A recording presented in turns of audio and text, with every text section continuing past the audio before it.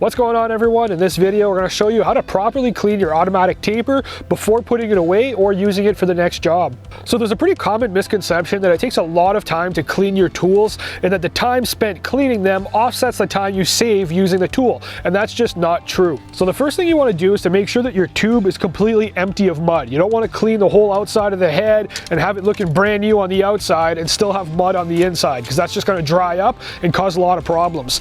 So there's a couple ways you can empty your tube. If it's not already empty, you could advance your drive wheel, winding the cable and raising your plunger until it's empty. You could do that a couple ways. You could just roll it on the ground, empty out all the mud.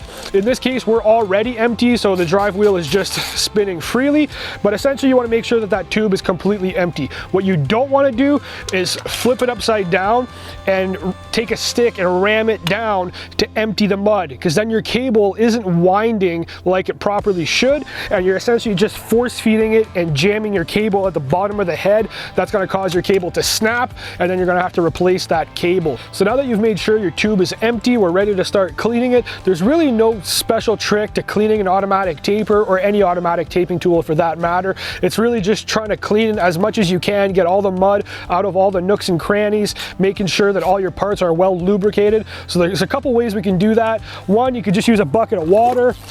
So here we got a sponge, we also got a brush, so you can kind of just go around cleaning up as much as you possibly can. And you can do a pretty good job just with a sponge and brush, maybe even a little toothbrush to get inside all the little nooks and crannies. What we like to do is use a pressure washer to really give it a good cleaning, and you can also just take it to a car wash. So we're going to take off our quick clean cover plate so that we can get inside and see our cable. That's where all the mud comes up, is inside the head here. So very important to clean that head properly. So we're going to take our cover plate off. So as you can see, it's full of mud inside the head there, so that's what we want to make sure that we get out. So we're going to go ahead and grab our pressure washer.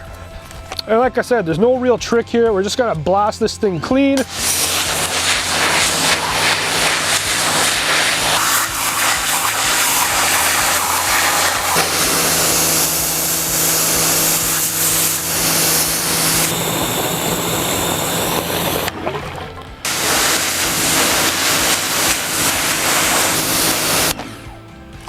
It's also a good time to mention that you should buy a taper repair kit. That way when you come to cleaning it, if you do notice any parts that need to be changed, you have those on you and ready to change for the next job, and you're not waiting for a $2 to $5 part to come in the mail. So the final thing you want to do before putting your automatic taper away is to lubricate all your moving parts. We strongly recommend using fluid film.